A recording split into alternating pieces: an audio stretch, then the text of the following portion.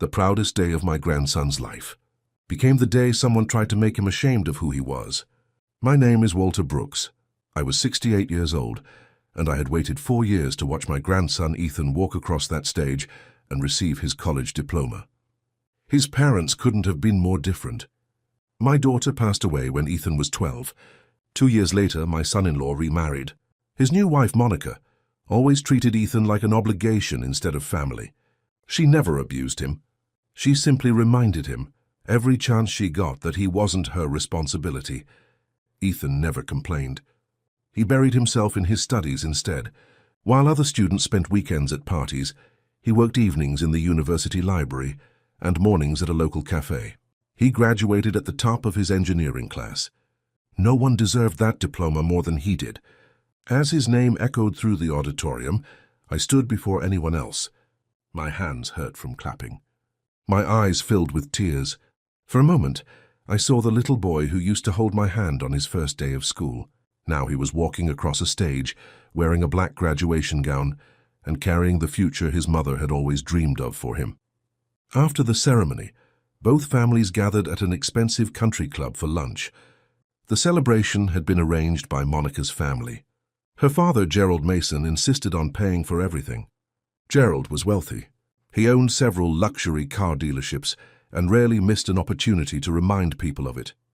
The moment he walked into the private dining room, people surrounded him. Business owners, lawyers, local politicians.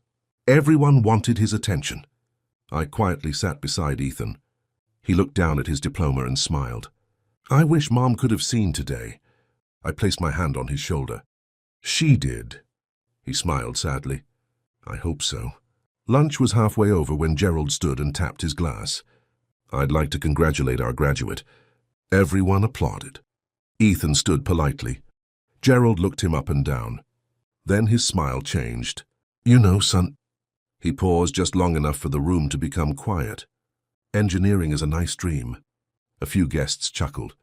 But looking at you, he laughed. You look more like a garbage picker than an engineer. The room fell silent. Ethan's smile disappeared. Before anyone could react, Monica laughed. She leaned back in her chair and said, Honestly, Dad, that's probably the only job that suits him. Several people awkwardly looked away. Others forced nervous smiles. My grandson lowered his eyes. His fingers tightened around the diploma he had worked 4 years to earn. I looked at my son-in-law. He said nothing. He simply stared at his plate. Not because he agreed, but because he was afraid of offending his wealthy father-in-law. Ethan quietly whispered, Maybe we should just leave. I looked at him. Then at Gerald. Then at Monica. I didn't raise my voice. I didn't argue. I simply stood, walked out of the dining room and took my phone from my pocket. I dialed one number. When the person answered, I said only one sentence. It's time. The line disconnected after only 3 words. It's time. The man on the other end didn't ask questions. He simply replied, I'll be there. I slipped my phone back into my pocket and stood outside the country club for a moment. The cool afternoon breeze helped calm the anger I had been holding inside. Not because Gerald had insulted me. I had been called worse throughout my life, but humiliating a young man on the happiest day of his life. That was something I couldn't ignore. When I returned to the dining room, Gerald looked at me and smirked. Finished calling for backup? A few people laughed. I smiled politely. No, I just made an important call. He leaned back confidently. Good. Maybe they can help your grandson find a garbage truck that's hiring. Monica burst into laughter again. Even Ethan forced a weak smile, trying to hide how much the words hurt. I sat beside him. Without looking up, he whispered, I'm sorry, Grandpa. I frowned. For what? I always cause problems. My heart sank.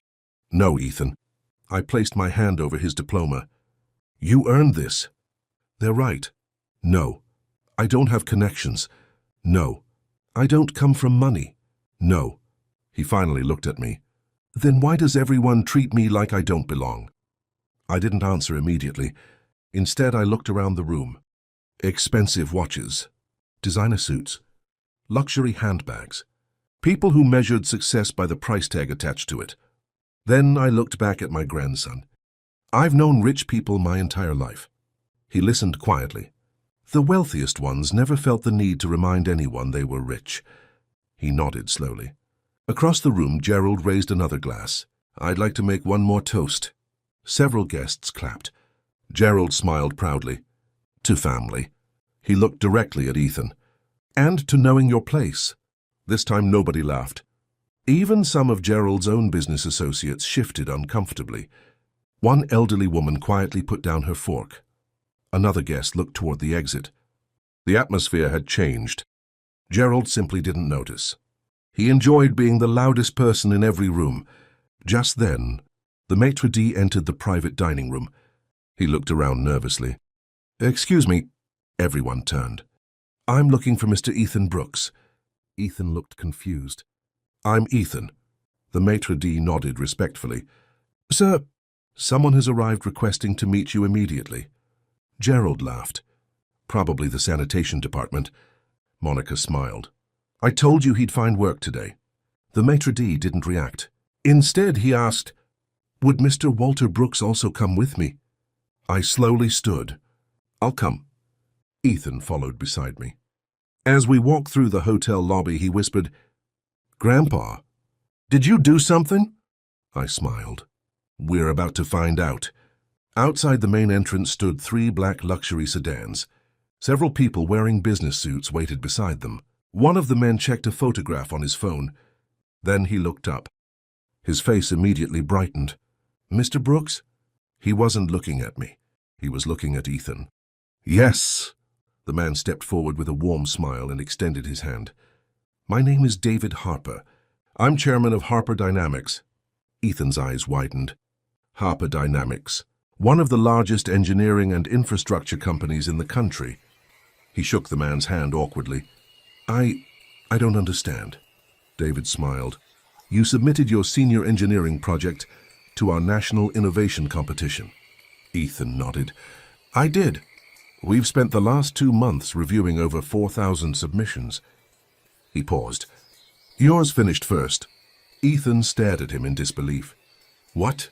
David reached into a leather portfolio and removed a blue folder. Inside was a formal employment contract. We would like to offer you a position as a graduate design engineer. Ethan looked completely speechless. I haven't even attended an interview. David smiled. Your project was your interview. Behind us, the country club doors slowly opened. Curious guests had followed us outside. Gerald, Monica, my son-in-law.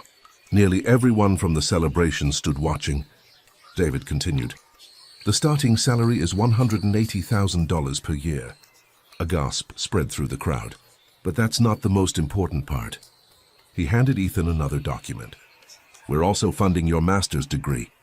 Ethan's hands began trembling. I don't know what to say. David finally turned toward me. Mr. Brooks, I've wanted to thank you for months. Gerald frowned. Thank him? David nodded. For your grandfather refused to let us contact you until after graduation. He said, David smiled warmly at me, if my grandson earns this opportunity, I want him to earn it because of his talent, not because anyone knows my name. The crowd became silent. Gerald's confident smile disappeared. He looked at me for the first time, not with arrogance, but with confusion. He finally asked the question everyone was thinking. Who exactly are you? Gerald stared at me. Who exactly are you? I looked at Ethan first. Then I answered. I'm just his grandfather. David Harper smiled. You're also the man who helped build this company. The crowd fell silent. David continued. 32 years ago, Mr. Brooks was my engineering professor. I shook my head. I was only doing my job. No, David replied. You were doing much more than that. He looked toward Ethan. When I was in college, I couldn't afford tuition. I was ready to quit.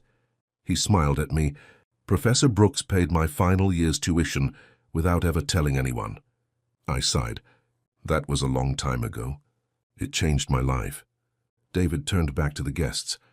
When I founded Harper Dynamics, I promised myself that if I ever became successful, I'd look for graduates with the same determination your grandfather saw in me. He rested a hand on Ethan's shoulder. Your project wasn't selected because of your grandfather. It was selected because it was the best. Ethan looked at me with tears in his eyes. You never told me any of this. I didn't need to. You could have helped me years ago. I wanted you to succeed on your own. David nodded. That's exactly what he told me. He said, "Don't hire my grandson because he's related to me. Hire him only if he's the best candidate." For several seconds, nobody spoke. Gerald slowly lowered his eyes. The man who had called my grandson a garbage picker couldn't even look at him anymore. Monica stepped forward. "Ethan!" "I'm sorry." He didn't answer. She turned toward me. I never should have laughed. I looked at her calmly. The deepest wounds aren't always made by strangers. She began crying. My son-in-law finally walked over to Ethan and placed a hand on his shoulder. "I failed you today." Ethan looked at him. "I should have defended you the moment they spoke those words." Ethan nodded quietly. That was all he needed to hear. As we prepared to leave, David handed Ethan his business card.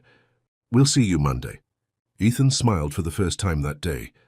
As we walked to my car, he held his diploma in one hand and the employment contract in the other. "Grandpa." "Yes?" "They said I looked like a garbage picker." I smiled.